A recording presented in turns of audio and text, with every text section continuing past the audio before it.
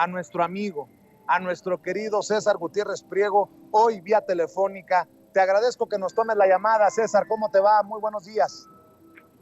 Vicente, ¿cómo estás? Muy buenos días, un placer saludarte. Buenas tardes, ya ofrezco una disculpa, buenas tardes. Oye, César, pues ¿cómo ves este caso?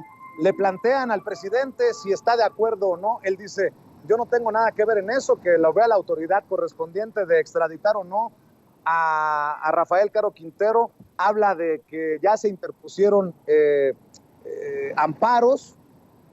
¿Tú cómo ves este caso? ¿Terminará Caro Quintero en Estados Unidos o no?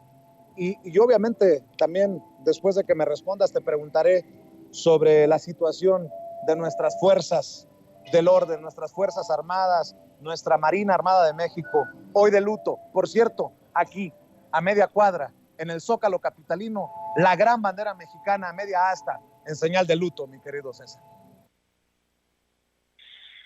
Vicente, me queda claro, yo hacía un análisis donde pensaba que la extradición iba a ser fast track y que se iba a dar de forma inmediata.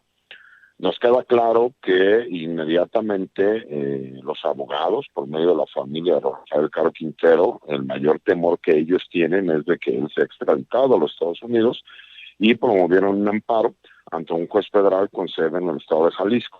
Sigo sin entender por qué fue en específico en el estado de Jalisco, pero debe de haber un motivo, ¿no? Por qué se lleva a cabo así.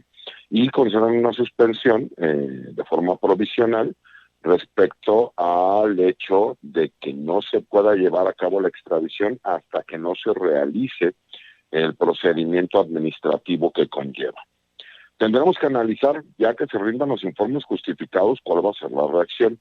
Creo a su vez que era una respuesta lógica que cualquier abogado que tiene conocimiento sobre el tema hubiera realizado, pero sí nos deja el sabor de que parecería que siga existiendo algún tipo de corrupción dentro del Poder Judicial cuando se promueve un amparo con estas características en un estado como Jalisco, en donde conocemos que fue el estado donde se encuentra radicada su familia y a su vez en donde otro juez federal concedió un amparo para que él pudiera en aquel momento salir por la puerta de Puente Grande, que era considerado el CFRESO número 2, ¿no? El Centro Federal de Reacción Social número 2.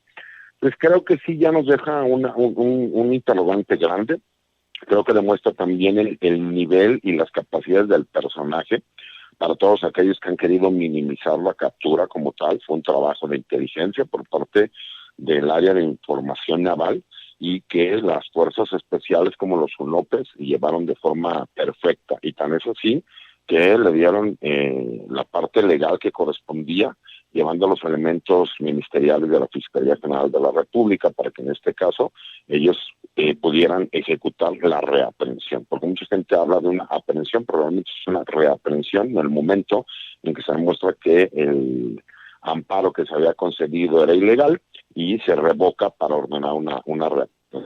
Y creo que estaremos, ¿no?, pendientes en las próximas semanas de cómo se llevará a cabo esta resolución como tal, porque por supuesto que la Fiscalía General de la República e incluso la Secretaría de Relaciones Exteriores presentarán, ¿no?, los alegatos por escrito de lo que ellos consideran el por qué no se tiene que agotar el procedimiento de extradición y demostrarán, de acuerdo a los trámites que se han realizado con anterioridad, el por qué sí se podría llevar en estos momentos. Pero creo que es importante, ¿no?, porque incluso vamos a ver reacomodos en la estructura criminal del país, porque el señor Rafael Caro Quintero tenía una importancia mayor incluso de la que muchos supuestos especialistas le están dando en este momento, Vicente.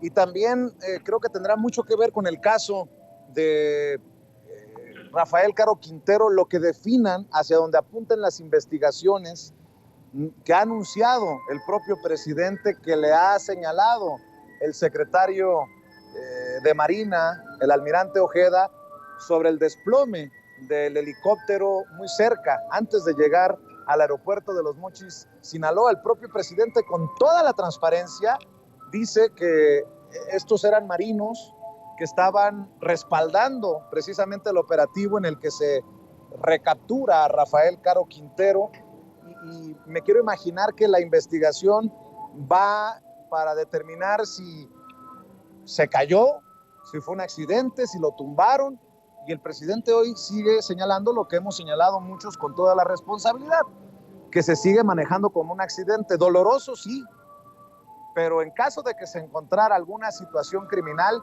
¿qué cambia o qué no cambia? ¿Qué sabes de este doloroso caso que debe de enlutarnos a todos? Porque son 14 héroes que mueren en el cumplimiento del deber, querido César. Así es, Vicente. Mira, estaba analizando con algunas personas de mi confianza si había sucedido en un operativo como tal, que falleciera un número tan alto de elementos de las Fuerzas Armadas, y como tal creo que es el accidente más desastroso que ha existido en el país en el sentido. Hay que quedar claros porque hemos escuchado ya muchas especulaciones, ¿no? Respecto a que los helicópteros no se caen, los tiran, etcétera, etcétera, de todas aquellas personas que te digo que son pseudoespecialistas y que se creen conocer del caso cuando la verdad es que no tienen la menor idea. Queda claro que este helicóptero sí estuvo en apoyo del operativo que se realizó para la recaptura de Rafael Caro Quintero. Eso queda claro porque incluso el mismo informe de la Secretaría de Marina así lo menciona, independiente de las fuentes que uno pudiese tener. Y hablemos de datos oficiales que han sido publicados. Queda claro que ellos, después de realizar el operativo que se lleva a cabo de forma perfecta, que incluso ahí sí entran muchos puntos de análisis en donde a poco Rafael Caro Quintero se encontraba solo, ¿no? Esa es como que una de las incógnitas que a mí me genera dudas, ¿no? No había un grupo de personas cuidándolo.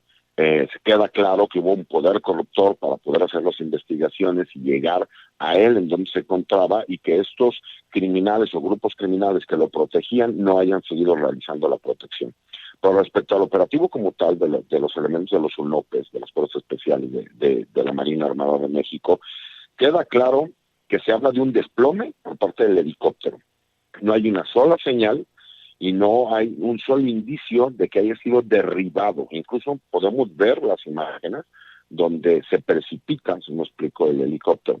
Y para todas aquellas personas que hablan sin tener conocimiento, lamentablemente el Black Hawk, uno de los helicópteros que más accidentes genera por precipitaciones.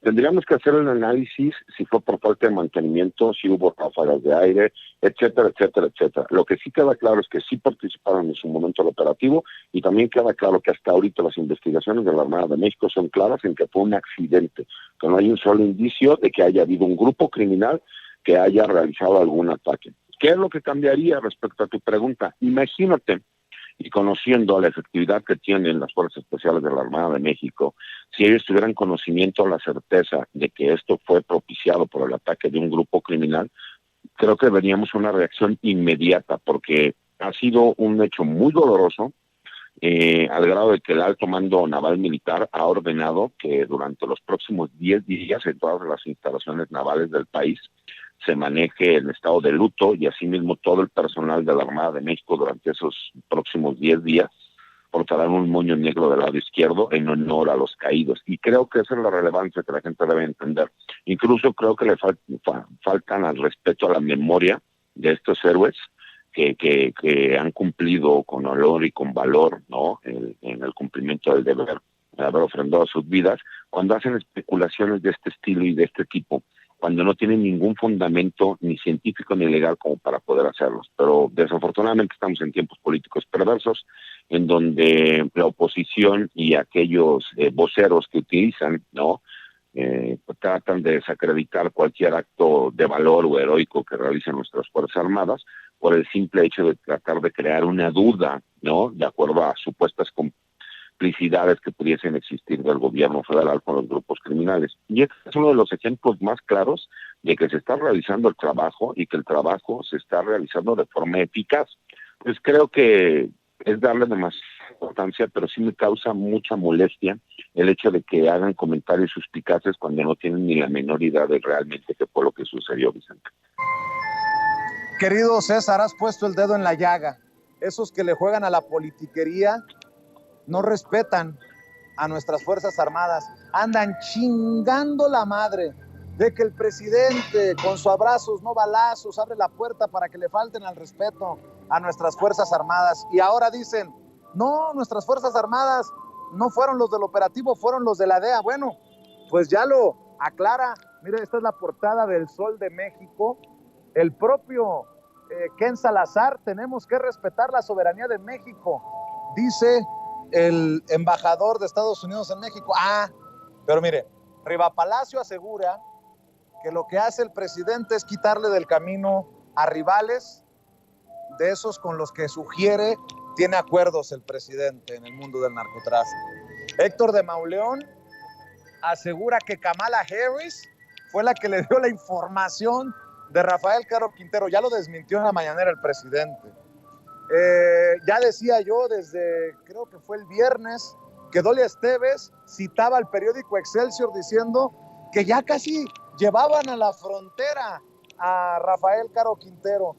Mi querido César, para cerrar, que la DEA no haya participado directamente en el operativo, que no se haya disparado un solo balazo en el operativo, y si en determinado momento tú ves que la estrategia pueda no cambiar, pero sí ajustarse luego de esta situación que estamos platicando.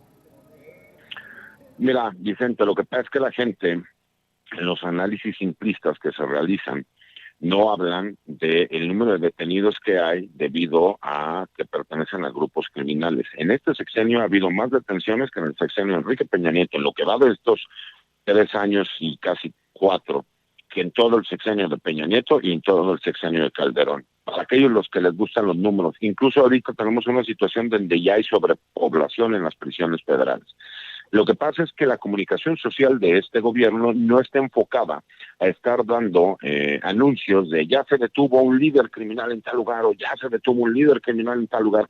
Y en cambio, si hemos visto que los medios afines a la oposición, ellos lo que tratan es de meritar el trabajo todos los días, ¿no? Sí creo en lo personal que va a haber un reacomodo en los grupos criminales porque la importancia que tenía Rafael Caro Quintero es muy grande. Tenemos que entender que él, independientemente de haber estado preso en la cárcel, siempre tuvo un grupo criminal como los Quintero Payán que siguieron operando y siguieron trabajando bajo el cobijo del cartel de Sinaloa, pero de forma independiente, porque la gente no entiende y me da mucha risa cuando yo escucho los análisis que hacen muchos pseudo especialistas en donde dicen que supuestamente determinados grupos criminales pertenecen a determinado cartel, al grado de que luego los ponen como si estuvieran colaborando, trabajando con los que son sus enemigos directos. Y desde ahí te das cuenta que los análisis simplistas o aquellos que se meten a Internet pues no tienen ni la menor idea de lo que están hablando.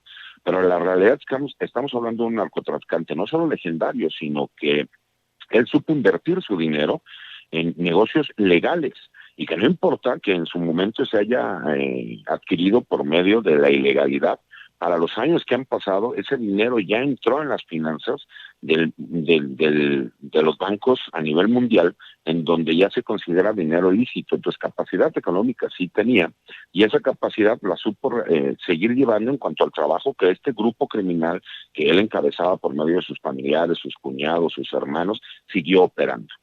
Entonces, imagínate, él sale, él tiene cierto control territorial, él tiene ciertos convenios, y recordamos que en el crimen organizado no faltará quien trate de apoderarse de esos territorios y de esas líneas de control, así como de esas rutas, porque el negocio de los narcotraficantes de aquellos años era pasar las drogas hacia los Estados Unidos, porque tenían esa capacidad de hacer el negocio, enviarlos a Asia, enviarlos a Europa, etcétera.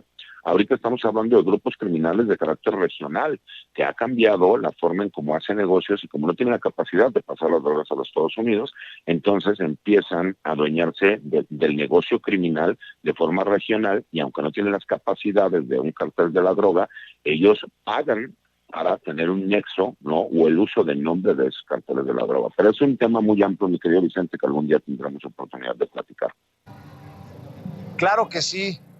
Mi querido César, siempre es importante escuchar tu punto de vista, porque la gente tiene que entender que en este mundo de información, de todólogos, de expertos en todo y expertos en nada, como los que encuentran ahí cuando no son epidemiólogos, son expertos en seguridad nacional, tener a un verdadero experto con los contactos al interior de las Fuerzas Armadas que le entiende al tema como tú, para nosotros es un privilegio y seguramente de eso versará, no me quiero adelantar, pero de eso versará alguna de tus columnas, ya sea en La Silla Rota o en Campo Marte, sobre este sacrificio de vida, porque muchas veces cuesta eso, la vida de quienes tal vez no valoramos como deberíamos en la sociedad mexicana, y me refiero a los miembros de nuestras Fuerzas Armadas, y lo digo con mucho respeto y con mucha admiración.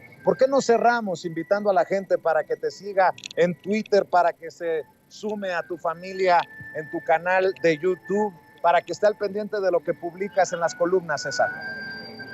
Muchas gracias, Vicente. Mira, mi Twitter es @CésarGutiPin. Y como bien lo dice, los martes tengo una columna de opinión en La Silla Rota y los jueves hago una videocolumna en el blog de información militar y seguridad nacional Campo Marte.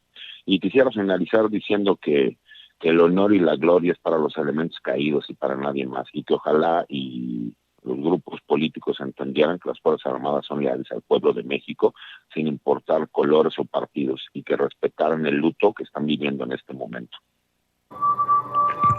Te agradezco, mi querido César, estamos en contacto. Un abrazo. Igualmente, Vicente, otra de vuelta, hasta luego. El abogado César Gutiérrez Priego, hablando con nosotros sin censura.